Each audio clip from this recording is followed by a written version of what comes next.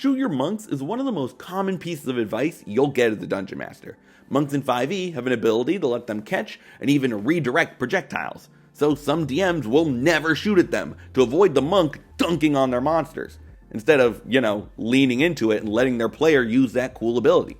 But that got me thinking, how else are DMs intentionally or sometimes unintentionally nerfing their players? What's the equivalent of shooting your monks for other classes?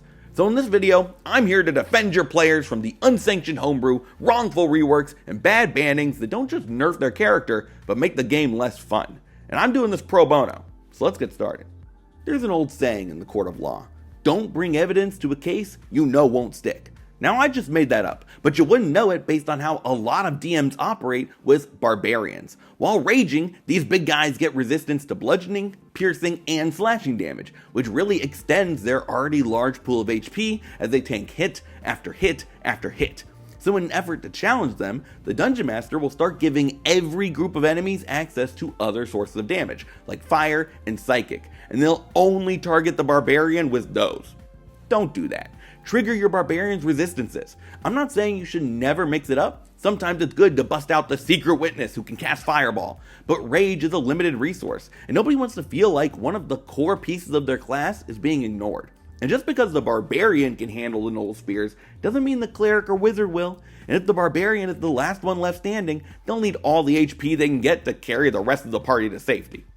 As a lawyer, I obviously have a lot of charisma. Convincing a jury that the goblin who still has blood on his hands wasn't actually responsible for the death of the rogue's family takes a special talent. But unfortunately, too many DMs expect their bard players to be able to match their character's persuasion or deception skills, punishing them with disadvantage or outright failure when they can't state their thoughts or feelings clearly enough.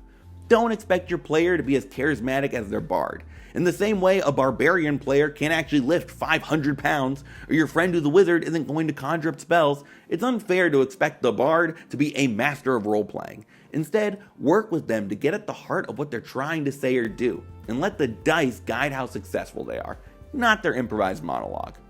Case closed. You can't win a case if you never show up, and when facing undead, clerics can basically get the opposition to all run away. Using their Channel Divinity feature, Turn Undead, they can force every undead creature nearby to make a wisdom save or spend their turns trying to get as far away from the scary priest as possible, which has absolutely ruined more than one encounter that your dungeon master thought would be a challenge. So DMs either stop using undead altogether or do whatever they can to keep their monsters from being turned, fudging rolls, making them immune, or just banning the ability. But this is what clerics are supposed to do. Stand against the unholy and smite that which is evil. So don't mess with Turn Undead. One encounter where your resident preacher gets to flex their skills and own some zombies is not a big deal. And for the big bad monsters, they usually resist this kind of thing anyway. Diplomatic immunity for a lich is way more justifiable than every rank and file skeleton. The moment you step into court, a lawyer has to analyze every bit of evidence, witness testimony, or suspicious bathroom break the defendant makes. Part of the job. But you know what probably won't catch my eye? The spider chilling in the corner, or the fly that's perched on the wall. So it makes sense that druids love to use their wild shape to sneak into places they probably shouldn't be, transforming into tiny animals and spying on all around them. But salty DMs might decide that's way too easy, and despite logic, have all the guards start shooting at birds, swatting every fly that goes by, or trying to take out a rat in a filthy alley.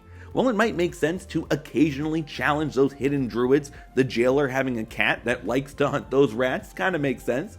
You should let them get creative with wild shape. In fact, I'd encourage it. It's one of the ways they can help solve problems and interact with your world that's more interesting than just casting a spell or rolling a skill check. And every wild shape that's used for sneaking is one less for fighting the bad guys you have coming up.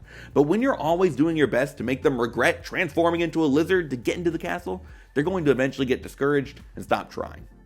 I know most trials revolve around factual evidence, with the jury encouraged to reach a verdict based on the cold, hard facts. But when you play D&D, there is a certain amount of suspension of disbelief you need to have fun. Magic is real, demons exist, and music really can solve all problems. Yet so many DMs are okay with the wizard shaping reality and the cleric calling out to a literal god. But when the fighter wants to do something cool, no, they gotta roll for it because that's too crazy. Obviously, there are limits, but if the fighter wants to vault over a table, leap onto the dragon's back, or otherwise do something exciting but not game-breaking, let them. D&D heroes are superhumans, able to go beyond what's normal. And let's be honest, flavoring their attacks is one of the few ways fighters can stand out among their high-level peers. So making them roll to do things that could be accomplished in a much more boring way just encourages them to roll dice, roll damage, and not think too hard about it. Remember, flavor is free. Remember at the beginning of the video when I talked about shooting your monks? Yeah, do that. Let's move on.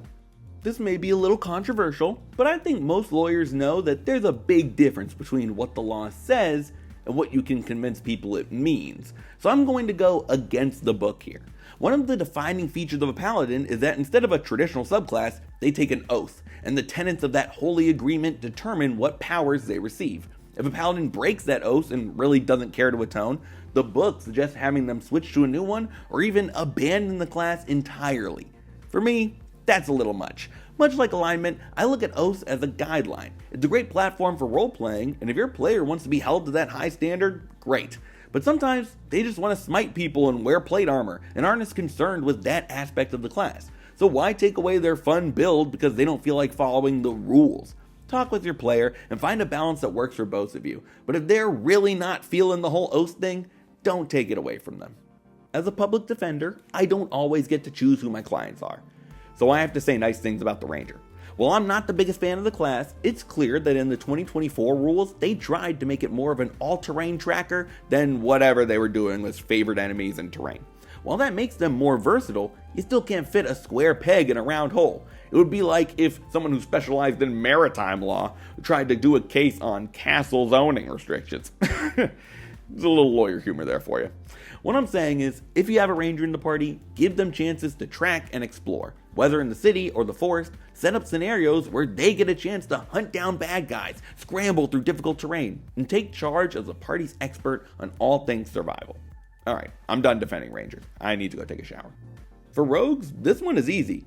For the love of all the gods, do not mess with sneak attack. So many DMs see their player roll a bunch of dice, deal some big damage, and decide they need to get sneak attack tossed out of court. Or they add so many conditions to it that it's comical. You have to be hidden, and it's a bonus action, but only on Wednesdays.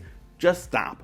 Rogues get one big attack every turn, and that's only if they meet the actual requirements to get their sneak attack. I know it feels like a lot, but especially as the levels go up and your barbarians and fighters start swinging multiple times on people, the rogue needs that damage to keep up.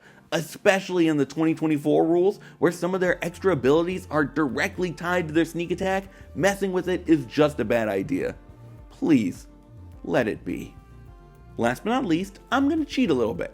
I am a lawyer, it's what we do, and group sorcerers, warlocks, and wizards together, because I think the same piece of advice can apply to all three. Every DM will reach a point in their career where, after getting stomped by the party's magic again, they think, what if I just gave every enemy counterspell? And from that point on, no matter who the players are facing, you can bet there will be some kind of mage who can block their most powerful spells. To put it bluntly, this isn't fun.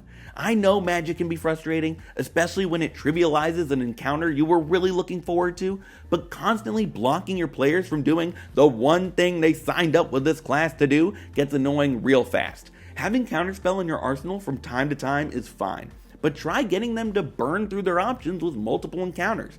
Create dynamic battlefields that make it harder to group up enemies for big AoE effects, and get them in melee range of your big, strong bruisers. There are lots of ways to keep things challenging for the party spellcasters, so stop using just this one. I hope I've helped shine a light on how us DMs will occasionally nerf the party, and why that may not always be great. Thanks so much for watching. I'd love to hear other ways you can help each class shine in the comments. If you enjoyed the video, leaving a like is always appreciated, and you should consider subscribing to the Bard's College. I make videos all about D&D, DMing, and everything in between, so stick around. But for now, good luck, and remember, crit your players.